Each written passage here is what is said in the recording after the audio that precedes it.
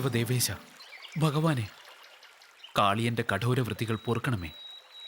അങ്ങയുടെ വാഹനമായ ഗരുഡനല്ലാതെ മറ്റൊരു ശക്തിക്കും എന്നെ കീഴ്പ്പെടുത്താനാവില്ലെന്ന അഹങ്കാരം, ആ മതാന്തകാരം എന്നെക്കൊണ്ട് അരുതാത്ത കർമ്മങ്ങൾ ഏറെ ചെയ്യിച്ചു. കാരുണ്യത്തിന്റെ കണിക പോലും എന്റെ കാന്തനില്ലാതായിട്ട് സംവത്സരങ്ങളേറെ കഴിഞ്ഞു. നന്ദസൂനോ, ജഗൽപതേ, എന്റെ ജ്യേഷ്ഠ സഹോദരനായ അനന്തന്റെ മാർഡം അങ്ങ് ശയ്യയാക്കിയപ്പോൾ വിഷപൂരിതമായ എന്റെ ഭണങ്ങൾ അങ്ങ് നടനവേദിയാക്കി. അങ്ങയുടെ പവിത്രമായ പാദമർദ്ദനങ്ങൾ ആവോളം ഏറ്റുവാങ്ങിയ കാളിയൻ മഹാഭാഗ്യവാനാണ്. ദർപ്പത്തിന്റെ കാഗോളം നിറഞ്ഞ മനസ്സിൽ അങ്ങയാൽ ദയാവായ്പിന്റെ അമൃതം നിറയ്ക്കപ്പെട്ടപ്പോൾ കാളിയൻ മഹാപുണ്യവാനായിരിക്കുന്നു. ഇനി മുതൽ വിഷവും വിദ്വേഷവും ഇല്ലാത്ത ഒരു ജീവിതസരണിയിൽ സഞ്ചരിക്കാൻ അടിയൻ തീരുമാനിച്ചു കഴിഞ്ഞു. നരനാരായണ, അനുഗ്രഹിക്കണമേ. അങ്ങനെ ആവട്ടെ. ഇനി മുതൽ നീ കാളിന്തിയിൽ വസിക്കാൻ പാടില്ല. നാഗിനിയെയും മറ്റു ഭാര്യമാരെയും മക്കളെയും കൂട്ടി രമണക ദ്വീപിലേക്ക് പോകണം. അവിടെ സസുഖം പാർക്കാം. അങ്ങയുടെ കൽപ്പന പ്രകാരം ഞങ്ങൾ രമണക ദ്വീപിലേക്ക് പൊയ്ക്കോളാം.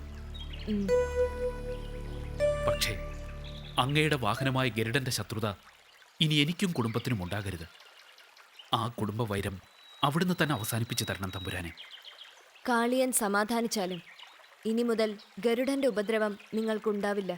എന്റെ പാദസ്പർശമേറ്റ നിന്നെ ഇനി മുതൽ ഗരുഡൻ ബഹുമാനിക്കുന്നതായിരിക്കും. തമ്പുരാനെ, മംഗളം ഭവന്തു.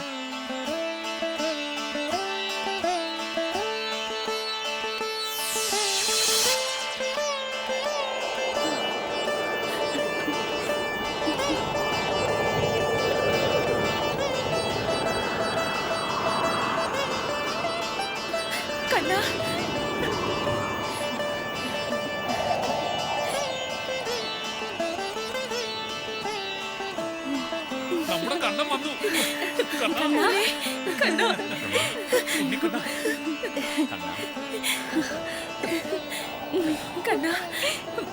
കൂട്ടരെ, തിരക്ക് കൂട്ടാതിരിക്കുവിൻ. എന്റെ മുത്തച്ഛന്റെയും മുത്തച്ഛന്റെ കാലത്താണ് കാളിയൻ എന്ന ഘോര സർപ്പം കാളിന്നിയിലെത്തിയതെന്ന് കേട്ടിട്ടുണ്ട്. കാളിയമർദ്ദനത്തിലൂടെ കണ്ണൻ കാളിന്തിയെ വൃന്ദാവനത്തിന്റെ ജീവനാടിയാക്കിയിരിക്കുന്നു. പൈക്കൾക്ക് പുല്ലും മാനവരാശിക്ക് ഫലമൂലാദികളും പ്രദാനം ചെയ്യുന്ന ഒരു ഭൂപ്രദേശത്തെ പുനഃസൃഷ്ടിച്ച കൃഷ്ണൻ വൃന്ദാവനത്തിന്റെ നേതാവാണ്. യാദവകുലത്തിന്റെ രക്ഷകനാണ്.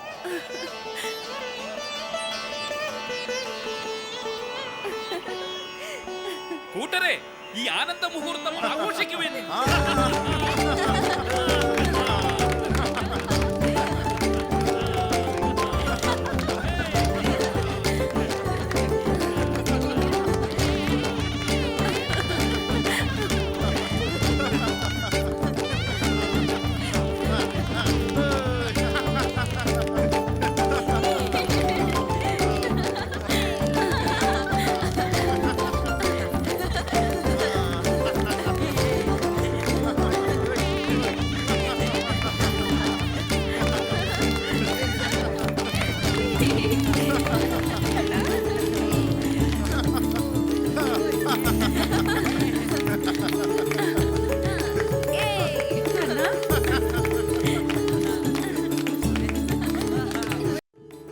വാക്കും വിലക്ക് ലംഘിച്ച് തന്നിഷ്ടത്തിന് നടക്കാൻ ഇവിടെ പറ്റില്ല.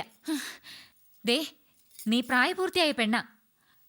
കപിലയുടെ കഴിവുകേട് കൊണ്ടാ പെണ്ണിങ്ങനെ നാട് ചുറ്റുന്നതെന്ന് വൃന്ദാവനത്തിൽ പരക്കെ സംസാരമുണ്ട്. ഇനി അത് കേട്ട് നാണക്കെടാൻ വയ്യ കപിലയ്ക്ക്. രാധേ, സത്യം പറ, എവിടെ പോയിരുന്നു നീ? നോക്ക്, എനിക്കെന്ന് സത്യം അറിയണം. എന്റെ വാക്കിനെ ധിക്കരിച്ചുകൊണ്ട് നീ എങ്ങോട്ടാ പോയത്? ഞാൻ കാളന്തിയുടെ തീരം വരെ പോയിരുന്നു ചിറ്റമ്മേ. കാളന്തി തീരത്തോ? ആരെ കാണാൻ? കാളിയന്റെ വിഷം കലരാത്ത തെളിഞ്ഞ വെള്ളം കാണാനാ പോയത്. ഓഹോ, അങ്ങനെയാണോ? എന്നിട്ടെന്റെ കുട്ടി കാളന്തിയിലിറങ്ങി നീരാടിയോ? സത്യം പറയൂ. ഇല്ല ചിറ്റമ്മേ, ഞാൻ നീരാടിയതേ ഇല്ല, സത്യം. അതെ, രാധ പറഞ്ഞത് സത്യം, ഞാൻ വിശ്വസിക്കുന്നു. പക്ഷേ ചിറ്റമ്മയ്ക്കൊരു സംശയം. കാളിന്തിയിൽ നീരാടിയില്ലെങ്കിൽ പിന്നെ നീ എങ്ങനെ നനഞ്ഞു? രാധേ, ചിറ്റമ്മയോട് സത്യം പറഞ്ഞു. നിനക്കെന്താ സംഭവിച്ചത്? അത് പിന്നെ ചിറ്റമ്മ വഴക്ക് പറയുമെന്ന് ഭയന്ന് കാളിന്തി കരയിൽ നിന്ന് ഇവിടെ വരെ ഓടി വിയർത്തപ്പോഴാ നനഞ്ഞത്. ചിറ്റമ്മേ. ചിറ്റമ്മയോ? മിണ്ടിപ്പോകരുത്. എന്റെ മുഖത്ത് നോക്കി പച്ച കള്ളം പറഞ്ഞ് രക്ഷപ്പെടാനുള്ള തന്റേടായോ നിനക്ക്? അനുവദിക്കില്ല ഞാൻ. കാളിന്തിയുടെ കരയിൽ ആ കൃഷ്ണനുമൊത്ത് കൈമേയി പുണർന്ന് നൃത്തം ചവിട്ടാനല്ലേ നീ പോയത്? നിഷേധിക്കാനാവോ നിനക്ക്?